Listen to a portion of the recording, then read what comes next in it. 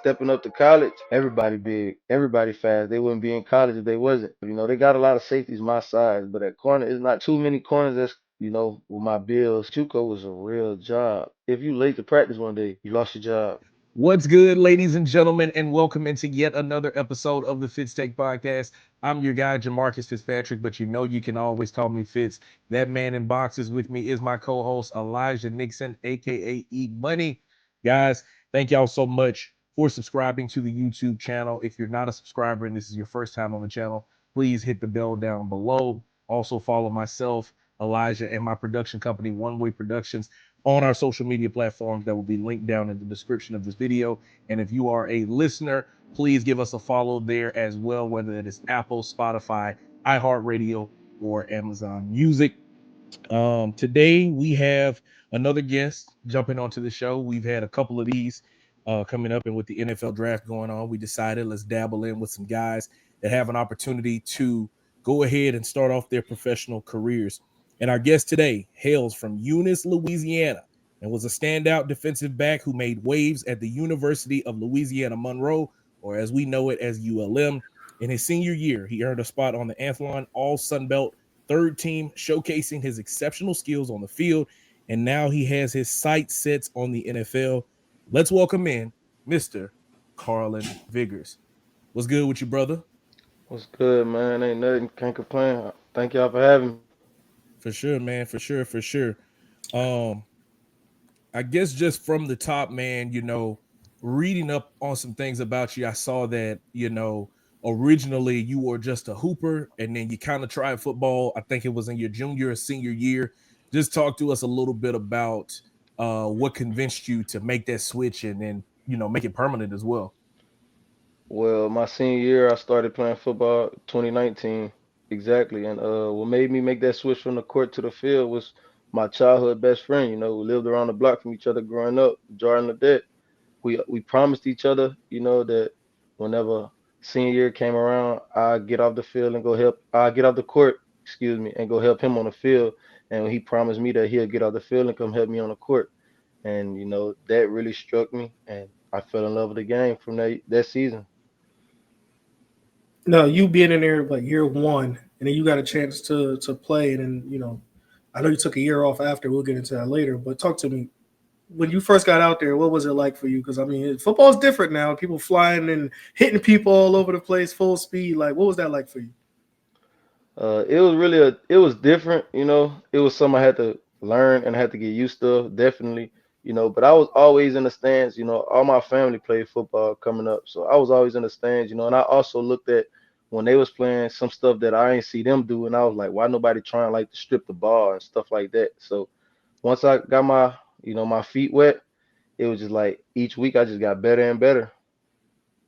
No doubt, man. And you were a part of that Eunice football team that won the state championship.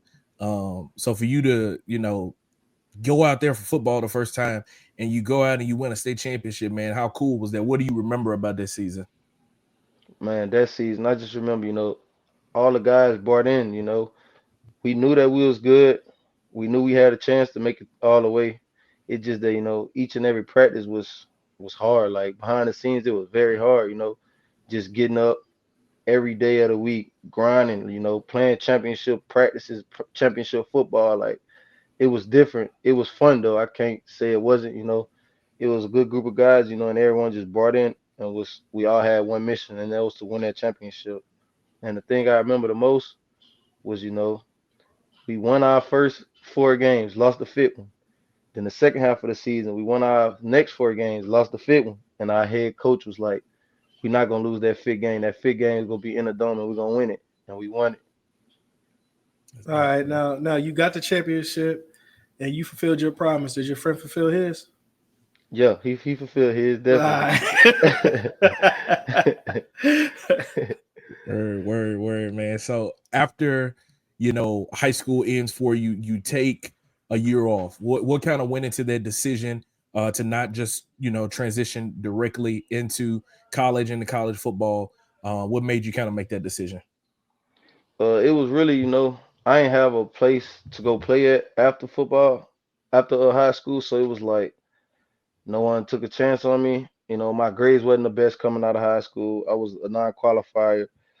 But then, you know, a year go by, my same best friend, childhood best friend, Jarlin Deck, he was up there at Independence Community College, gave me a call one day, told me he was about to get in touch with his with the DB coach that was there, Coach Jason Martin. And you know, Coach Jason Martin called me. I still remember the day, October 2nd, and told me he needed me out there October the 3rd, and I made my way there.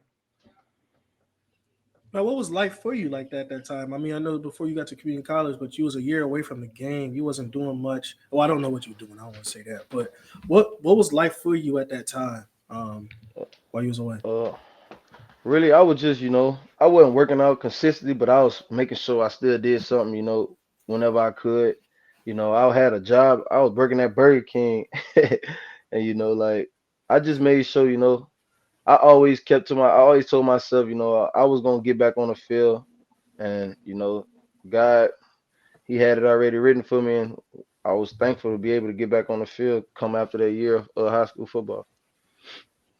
You mentioned your best friend quite a bit, man. Like how instrumental has he been in like not just helping you understand football, but just like helping you become a better person? Cause like I understand like having a childhood friend, y'all grow up together, you know what I'm saying? You try out for different sports together, you meet girls together, like all those different things that you experience together as young men.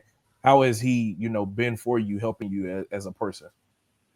Oh man, you know, we get on the phone as much as we can because you know he's playing football still right now in Missouri at Missouri Southern.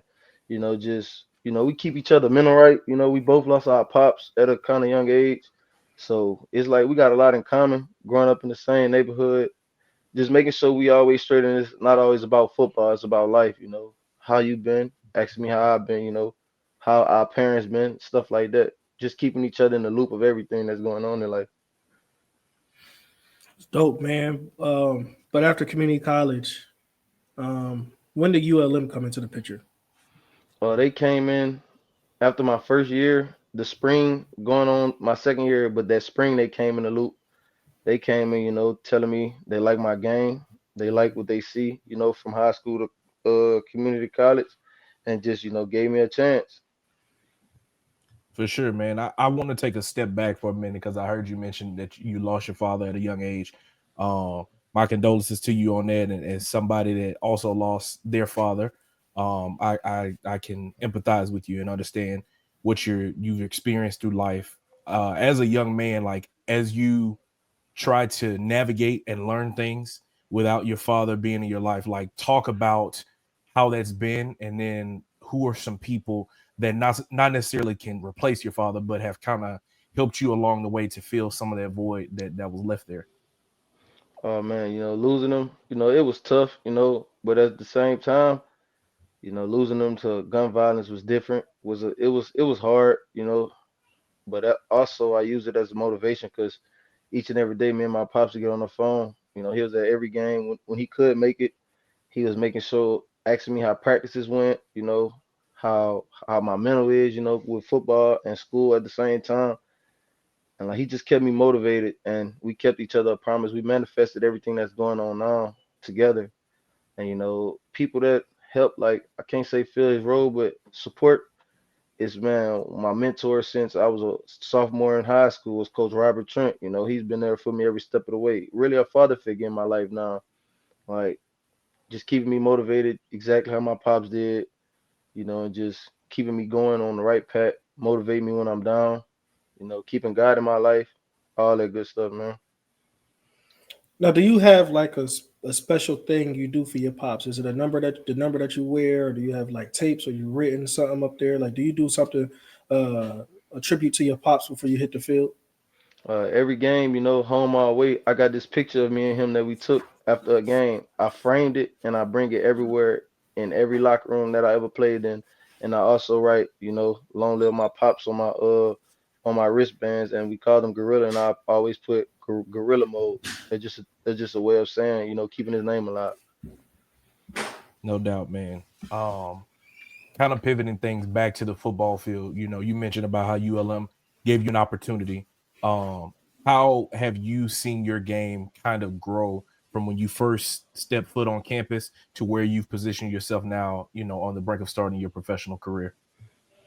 My game grew a lot, not just me making plays, but the film room, practicing harder, making it easy on myself, slowing the game down, from the beginning when I first stepped foot on campus, I can't say playing raw talent, but I was still new to the game. I was playing off my talent and not, just off of what I could learn and know it from the game. And as years went by and I got the right coaches around me, just allowing me to understand what I'm doing, like down and distances, all that was new to me because I was still new to the game, going on my second, third season ever playing football.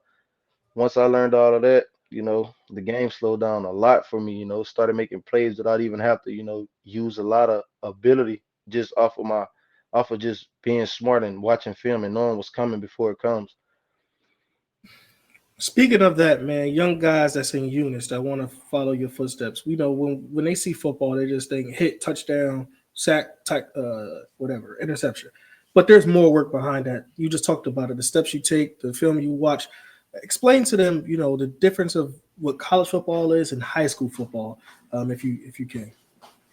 The difference between college and high school, in high school, you just playing off of your raw talent, it's probably some technique in there, but really just raw talent in high school. Like the game's slower, you know, you probably bigger and faster than everybody in high school. But stepping up to college, it's like everybody big, everybody fast. They wouldn't be in college if they wasn't. So it's like you got to put in work other places where where people lacking at, and that's like the film room.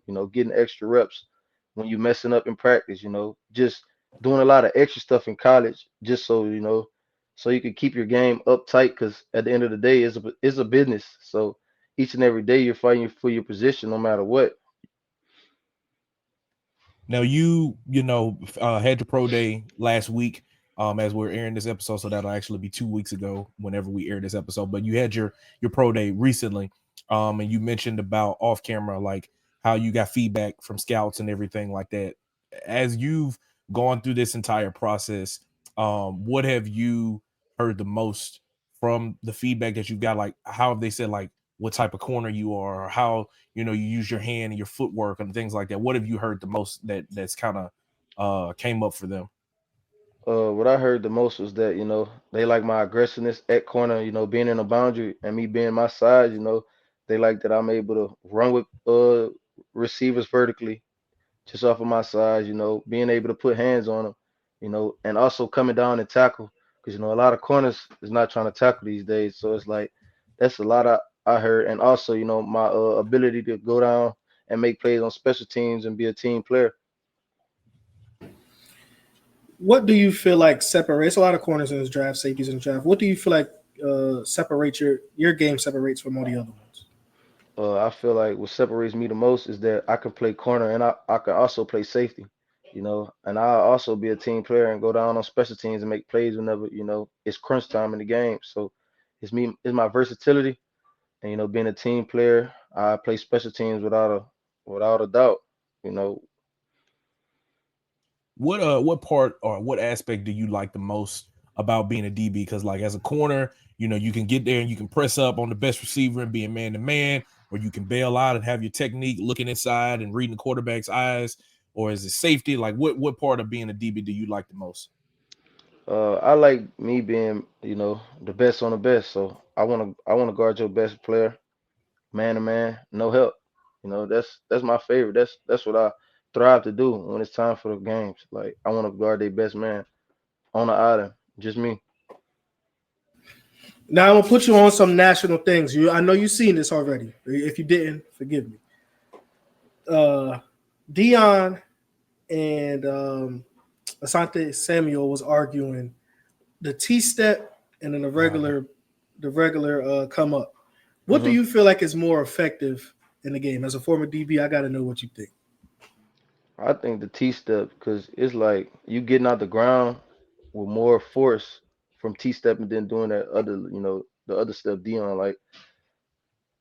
Yeah, for sure, man. I like they were having that debate so much that it made me look up what it was that he was talking about. I was like, oh man, that's a lot of people that do that technique like that. I haven't realized for sure. Like, how do you like pick up from people's games, whether it's Deion Sanders, Asante Samuel? How do you pick up from DB's games and try to implement it into your own game? What about it that you see that allows you to be able to do that? For one, I see the, what type of technique they use, and just how, like, I could also realize how they're thinking during the game. So it's like a Deion Sanders, Deion gonna use his speed most of the time. So, and he also is smart, so he gonna read routes like a Darrell Reeves. Darrell Reeves is a technician, so it's like watching him play. He's being technical the whole game, but also being aggressive and challenging his receiver every play. So that's what So yeah, go ahead. and I was saying, like with Darrell Reeves, that's why I kind of try to model my game against just being technical, but also challenging your receiver to come at you. Like he working every time, no plays For sure. off. For sure. So what's your top five in DBs all time, man? Like today's game, older game. Who's your top five? I go Darrell Reeves. I go Jalen Ramsey, of course, because I feel like games is similar. I have to say Asante Samuel, just off the strength of him being a playmaker. Uh, I like Marshall Lattimore as well. Him being the technician with man to man. That's four. Mhm. My fifth one will be it's kind of hard, but I have to give it to I say Dion because Dion is a playmaker at the end of the day, and he a special team. He gonna go get it off special teams as well. Okay. Some people gonna say no Champ Bailey, no Ty Law, none of them boys like that. But that's your five. That's your five, man. I Yeah. got you. I got you.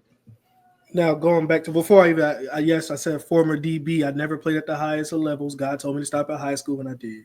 I didn't go to the highest level. I stop. But getting back to you, man, where do you feel like you're best at? Is it corner or is that safety? Man, that's really a tough question because I'll say if I have to choose, I would say corner. Just my advantages I have. They got a lot of safeties my size, but at corner it's not too many corners that's with my build. So it's like corner because at the end of the day, I'm able to slow you down just for my length, and also I could mirror you just off of me just my size and like being able to put my hands on the receiver these days. That intimidate receiver. Receivers don't want to get touched really, unless you're a bigger receiver that's my size, and ready to hand fight. But 9 times out of 10, receivers don't want to get touched. And No, that's I that's true. That's and true. I want to keep it on that. So who is it harder to guard? Is it the DK Metcalf that's big and want to get out there, or is it a small shifty receiver like a Chris Godwin or something? I give it to the small shifty receivers, because at the end of the day, the hand fight gonna knock the timing off. A little shifty receiver, if you miss one punch, that probably be, you'll probably be trying to play catch up. For sure, man. As you've been preparing for not just getting ready for the draft, but pro days and everything like that, what are your typical days looking like? Because I know guys, they have their training regimen of how they're working out. They're working on their starts for their 40s. What has a typical day been like for you leading up, to draft day? Okay. We work out Monday through Saturdays. Mondays we got 2 a days. So Monday morning we do speed training, and that's like 40s, conditioning, and then we double back. Come that same Monday at 2 p.m. we work on like lower body. So that's like deadlifting, jumping, getting off vert. Then we come back Tuesday. We on the field early mornings doing position drill. Then we double back that 2 p.m. and get in the weight room. And Wednesday is a regeneration day, so we just doing mobility stretches. And then Thursday is the same as kind of Monday. And then Friday is just speed and conditioning. Saturday is just a workout, and that's my week. Ah, boy, that's a lot there, boy. That's a lot. Now I know you ain't doing all of this in silence. So well, come on, give me some. What gets you hyped up? What's the music, man? What you listening to get you hyped up? Man, really, I like listening to some young boy, but not too much. But I like listening to like Lil Baby, some motivation and get money type music. That's how I look at it. Mainly some Lil Baby going through my headphones whenever it's time to work out. For sure. Where have you been training at? In Dallas, well, in McKinley, Texas, around Dallas area. Okay. Is that that's not where is it Mono's where he trains at, or is it somewhere else? It's somewhere else. It's built for it. Okay. Okay. How who are some other guys that you're training with? Because I'm sure you know it goes within groups of people. So who are some other guys that you've been training with? I've been training with Rocky Sanders, Elijah Badger, uh, Aiden Huntington. There's a couple of it. Major Burns from LSU. Mm. Trey Jones from Texas A&M. That's all my guys. How Okay. the relationships built with them? How do you guys communicate often and talk about Uh, the game? we communicate a lot. Well, I communicate mostly with the DBs like Major Burns. We knew each other kind of since back then. I played him in high school in the third round playoffs. Aiden Huntington, I communicate with him, just him, he a D lineman, but him being on the defensive side, we talk how the D ends helps a lot with the pressures to make our job easier. And I've been knowing Aiden for like 3 years. Me and Elijah Badger also communicate. He's a receiver, just off what receivers like to do, and I tell him what DBs my size like to do. That's how it is. We just give each other tips. For sure. When a NFL scout pops on the tape, when a coach looks at it or anything like that, an analyst, who whatever you want to call it, what are they gonna see first when they pop the tape on for you? Well, they're gonna see for sure a guy that loves the game. Playing his heart out there. Being a team player, go down on special team, even though he a starter on defense. And also make plays and not complain about anything. And just a guy that, like I said, gonna play his heart out and make plays for you.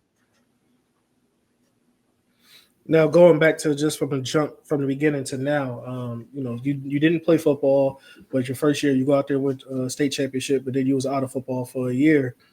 Now you look at you're trying to get into the league, and we're a couple of weeks from either hearing your name or however you get onto a roster. Going back to it, can you ever imagine this moment when you was at Burger King sitting out, um, trying to get to the where you at now? Man, I tell myself this each and every day. I can't. I ain't. I wouldn't. I wouldn't say I would. I don't see myself getting this far, but I didn't imagine none of this. Like truly, like 100%. I didn't imagine seeing myself get this far. Not knowing JUCO would have worked out. Because JUCO is it's harder than anything. It's harder than D1 if you ask me. So like I ain't see myself getting this far, man. Like, and I'm just blessed and thankful for this opportunity. Thankful for being in this position that I'm in. What is so different about junior college? Because I've heard that quite a bit. You know, you think about guys like a Cam Newton, you know, that went to JUCO route after he left Florida. What was so different about it in comparison to, you know, being Division 1? Because you've done both. Man, so basically JUCO was a real job. You be late. If you late to practice one day, you lost your job. You back starting fifth, sixth string, like, and it's a lot of guys like NFL guys there already, so you got to come with it every day on your P's and Q's. You don't make plays in JUCO at practices. You're not gonna play come game time. You already the food is trash. You far away from home. Also, like you eating Walmart food, noodles, like you know, you got to get up in the cold. Where it was cold. I would never used to snow being to my ankles. Got to walk in the cold. Got to go to class. That's the only way you can play. So it's like it's a lot of things that made JUCO so different, and but it molded me into the player and the person I am today. So I'm actually thankful for the experience because it made me tougher, definitely. So you rather have a Whopper, huh? Hey, something and can't do what nothing, Hey, what they give y'all? That frozen packed chicken from Walmart? What they giving y'all, bro? bro. Like every day for sure in the cafeteria, we was eating the same things every day. So it was like, gotta go to Walmart, like, and that's us spending our own money. I'm Yeah. going to Walmart and get cup noodles. I'm eating cup noodles throughout the week. I don't even eat noodles no more. How much I eat them. Same, bro. I feel you on that, man. Oh, Oh man. Um, I guess, brother, like when it comes to like when you take the pads off, who are you off the field? Like, what are you doing? What's your hobbies? Things like that. Man, when I take my pads off, man, I'm a family man, of course. I like chilling with my family, my nieces and nephews. Also, like a hobby I got, which is crazy, is like I like being in the kitchen. I like grilling. I like doing all that for my family, but also for myself. I just enjoy it. I stay out the way. I don't play the video games. I don't do nothing like that. I rather chill with my family, enjoy time, cause we ain't promised all the time in the world with them. So that's me. and speaking of that, man, going back to the kitchen, if you was in charge of one thing at Thanksgiving, what they putting you on, bro? And they probably put me on the roast, the pot roast, Oh, and you big the time. dressing. Oh yeah, Oh, you big definitely. time. I thought you had to bring the napkins and the ice. No. uh-uh. Oh man. Bro, you've been on this journey for a few years now. Like, what is something that has helped to keep you grounded, keep you motivated as you've gone along the way, man? Man, what keep me motivated the most, man, knowing my mama still get up every day, don't complain about clocking into work, knowing she's tired, she don't show it, that keep me motivated the most, man. And that's knowing that she's my only parent I got left. I don't want nothing more but to make this journey happen for her. That's my motivation. That's my rock. You have younger siblings? Yeah, I got younger siblings. You got I a got younger three. brother. What you Yeah, I got? got one younger brother. How is it for him just looking at up to his own? You have sisters too, I'm assuming two sisters or Yeah, I got something. two sisters. How is it Two looking sisters. up them looking up to you, seeing that you were accomplishing what you set out for in life? They tell me the same. I motivate them. I inspire them. Just me going through what I went through and not giving up. Keeping this first, keeping God first, and just trusting the process. No doubt, man. My last question for you: when you finally get that call during draft weekend, from whatever team, who is the first person that you think you're gonna reach over and hug? I'ma for sure hug my mom, man. 'Cause she never gave up on me. Not one day. She been with me every day of this process, each and every day during this process. I'ma reach over and squeeze her. And then what I got for you, man, we we like this podcast. I'm pretty sure you do. Do you like the podcast, bro? Definitely. All right, we rock with it. We rock with it. We need For one sure. favor for my last question. We need you to help us get one. If you could say who could be on this show and help us get them there, who would it be? I say get Aiden Huntington on it. Okay, Okay, let's Y'all gonna do it. rock with Aiden. Y'all but gonna you Yeah, got rock you with yeah. him got like you got that. to remember help us get them up there though. You know. Definitely, definitely. All right, Say all right. less. Say less. I'm Well, about to that text him right after this. for sure, for Say sure, for less. sure. We'll get it set up, Got you. man. We That's a appreciate you, bet. man, for hopping on with us, taking time out of your schedule, man, and good luck to you as draft day gets closer and closer. I appreciate y'all for having me. Appreciate you, man. Ladies and gentlemen, that has been Carlin Vigers, former Eunice Bobcat, former Independence Community College player, and also a ULM Warhawk. Great conversation with him that we've been able to get done. Shout outs to his agent Paul De Russell, Eunice native himself, somebody that's connected the dots for us with a lot of people as well for making it happen. So we greatly appreciate that, man. You got anything else, bro? Nah, man. I mean, I want everybody to go to the Rams. So, you know, if you go there, hey, man, just let me know something, bro. Let me know. This man here, bro. Well, ladies and gentlemen, with that, that is going to wrap up yet another episode of the Fitz Take Podcast. Be sure to smash the like button. Be sure to comment and subscribe to the channel as well. Also, follow myself and Elijah and my production company, One Way Productions, on our social media platforms. That will be linked down in the description. And if you are listening to this episode, please give us a follow as well, whether that is Apple, Spotify, iHeartRadio, or Amazon Music. Signing out for Elijah Nixon, I'm Jamarcus Fitzpatrick. We'll see you guys next time.